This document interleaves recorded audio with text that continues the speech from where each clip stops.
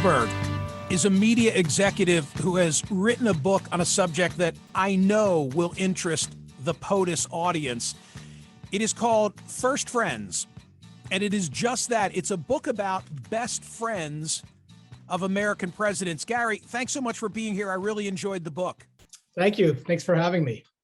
I think the biggest surprise to me is that this turf was left to you, to mine. I can't believe that previously no one took the approach that you did. Yeah, I was surprised myself, Michael. I have been really kind of focused on the notion of this first friend and the role he or she can play for a long time. I worked on the Gary Hart campaign in 1984, and I first saw the role of a first friend in Warren Beatty. And I saw it again in 1992 with Vernon Jordan. And then I started thinking about it in the context of the Trump administration and the lack of a first friend. So I went to look at presidential literature. And as you say, I thought there'd be books on the first friends of presidents. There have been books on first friends, a couple of them, but the literature is really devoid of a book about first friends and the role that they have played in the shaping of the man in the presidency. So I decided to fill it with this book. You do not argue that a best friend is essential to success, but it seems like there's a correlation of sorts. Yeah, I think there is. I think that you cannot argue that you need a best friend to succeed in the presidency. History doesn't show it, and I couldn't argue it. But what I did find is that those presidents who did have a first friendship were generally the better for it, and so was our country. And hopefully my book shows that. So what you've done is you've tracked 9 of these relationships. And I was going to go there at the end. I may as well go there at the beginning. Oh, how I wish that Donald Trump had been included in this book, because I don't think if he has, it hasn't been reported. He's surrounded by a lot of people, but I sense that he's devoid of having that childhood friendship, that person who has remained at his side and vice versa. That's right. And I, too, wanted to do a chapter on Donald Trump. I was writing it during the Trump presidency, and I thought how perfect to get a chapter about our sitting president. I spoke to somebody very close to him, went back and forth for a number of months on who that first friend could be. And I offered a couple of ideas based on my own research, and I kept getting put off on it. Finally, I just ran out of time. And I spoke to this person after I had submitted the manuscript.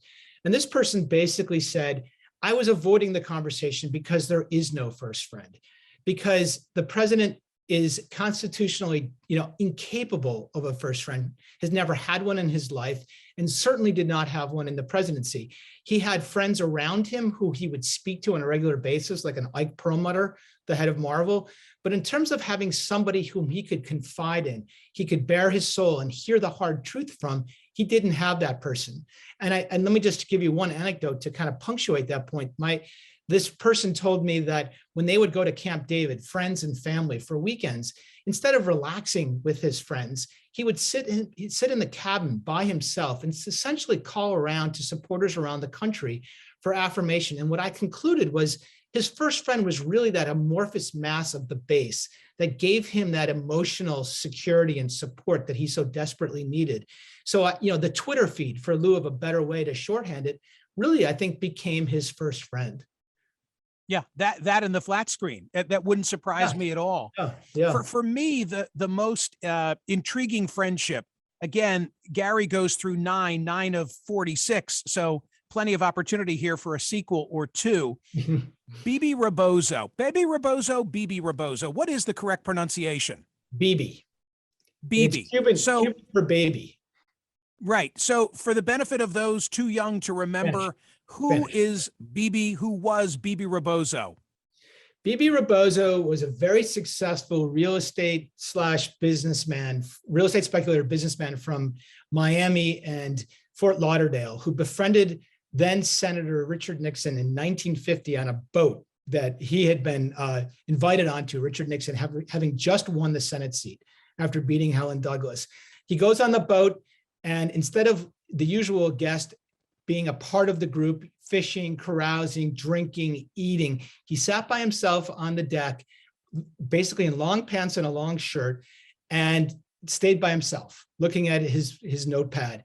And afterward, Bebe Rebozo wrote to their mutual friend who had invited Nixon and said, "Don't ever have that man back on my boat. He is a bore and a dud." Nixon wrote back to Bebe Rebozo and said, I had the greatest time and I'd hope to see you again. And from that inauspicious start, they forged a friendship for the next 40 years.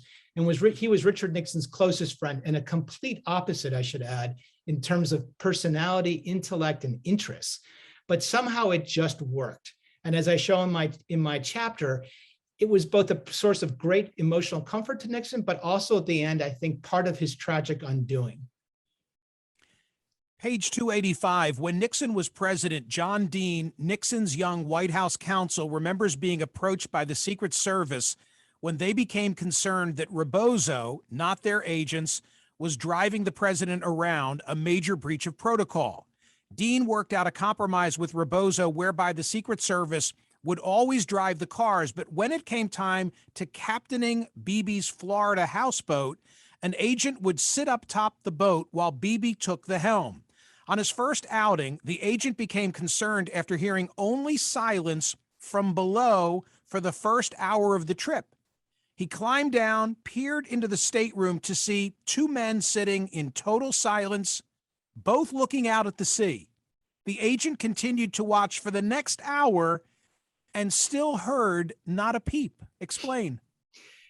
So I called John Dean just out of just a sense I needed to find somebody who had witnessed that friendship. And he said, I've been waiting for 50 years to tell this story. And the funny part about that is he was so intrigued hearing the report from the Secret Service agent on the boat that he calls the Secret Service agent who was in charge of the detail in San Clemente, where Rebozo and Nixon would take long walks on the beach. And he says, hey, what do you witness when those two men take those walks? And the Secret Service agent said, it's the damnedest thing. They don't speak. And what I gleaned from my research was that the reason why this friendship worked so well was that they were such opposites.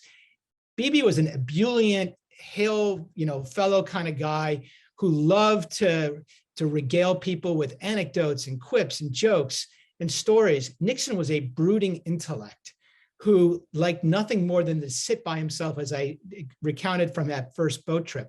But Nixon had the self-awareness to know he needed somebody around him, lest he fall deeper and deeper into his own neuroses of his mind. And so he picked a friend who could sit with him in silence, yet break that silence when Nixon needed to be lifted, needed to be a part of the world. And that's what Rebozo's genius was being able to read Nixon's moods and know when to bring him out of that deep funk that he was so often in. And to his credit, Nixon resigns, goes to San Clemente. They continue to be friends. And the last time they're together, I think it was the Boys Club of Miami Beach or some such thing, where Nixon's coming in for a $250 fundraiser for Bebe. No, they were genuinely best friends. They spent, I think, 60 weekends together during Nixon's presidency. Pat, I think described Bebe as a sponge. Bebe's own wife said, I know where I reside in Bebe's life. I'm third behind Dick Nixon and his cat.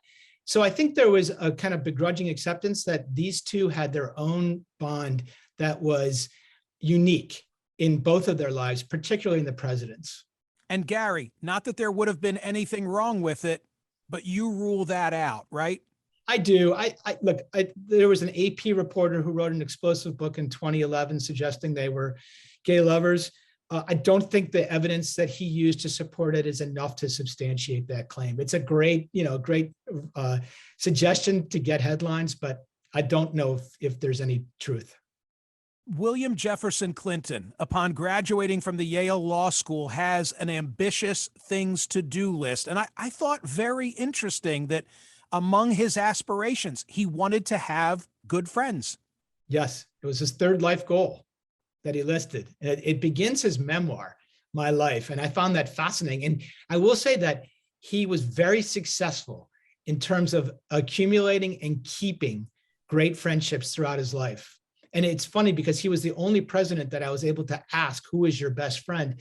And he had a number of people to choose from.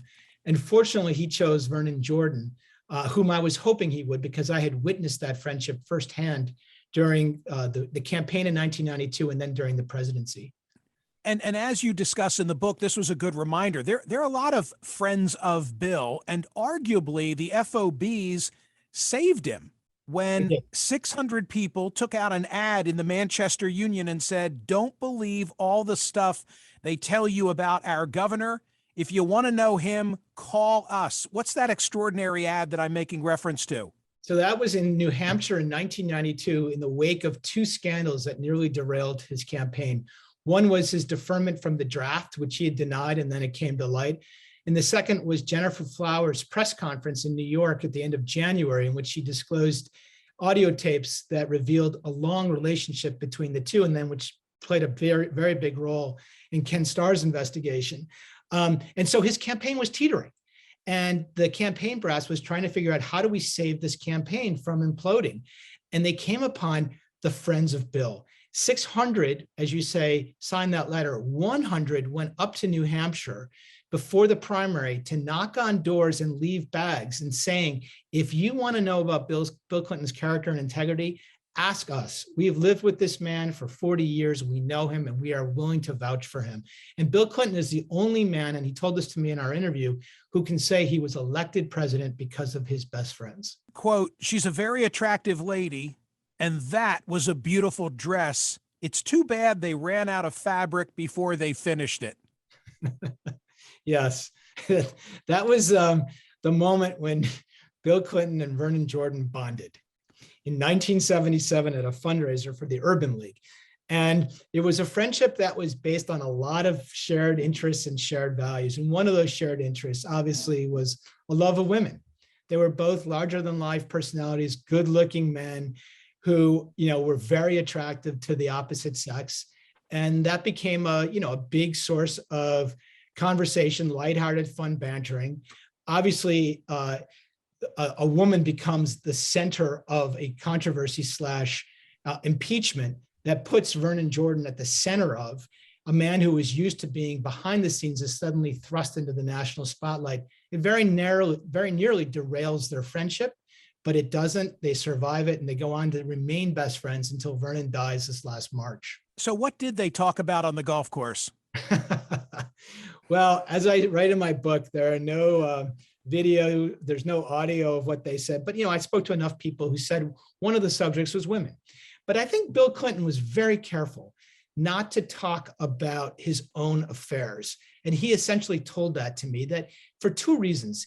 He didn't talk about it because he was ashamed, and two, he didn't want to implicate his friends. And I think on the question of Monica Lewinsky, did Vernon Jordan knowingly obstruct justice by trying to get her a job? I think the answer is no, because Vernon was too smart to ever ask, and Bill Clinton was too smart to ever tell. So you don't have to go there, but I was making a specific reference because you well know and wrote about the fact that Newsweek asked Vernon Jordan, "What do you guys talk about out on the golf course?" And he had a pretty startling response. He did. And I had to include it. Sure. And I think it's probably a pretty accurate description of what they like to talk about. Listen, Hillary Clinton said to me, what the first friend provides more than anything is respite. And I think for the most lonely and difficult job on the planet, presidents need their releases, and they need their emotional releases. And I think for Clinton, it was going on the golf course with Vernon and being able to talk whatever he wanted. And one of those topics was women. Right. And look, I think it's an essential release. I worry that a person in that role, it'll be a woman someday who is constantly on and constantly under the microscope. There's got to be a time when they can let their hair down. I really enjoyed the story that you tell, and I want to leave meat on the bone for people to buy the book. The book is called First Friends. But I particularly enjoyed in the Clinton chapter how it's January of 2001. I don't think you had the exact date, nor was it necessary, but these are the last days of the Clinton White House.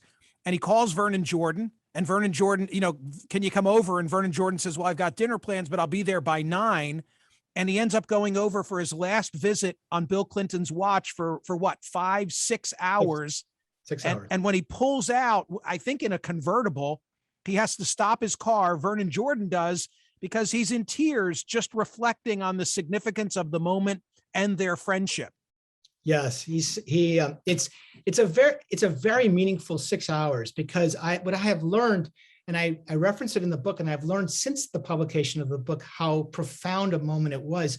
There was real tension in that friendship for the last 2 years. Clinton is not convicted by the Senate in 1998, or the beginning of 1999. It's now 2001, and I don't think that the two of them ever really talked it out.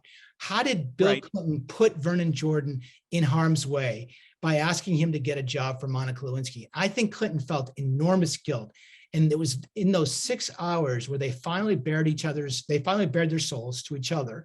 And they finally came to an understanding that Clinton did not intend to put him in that harm's way.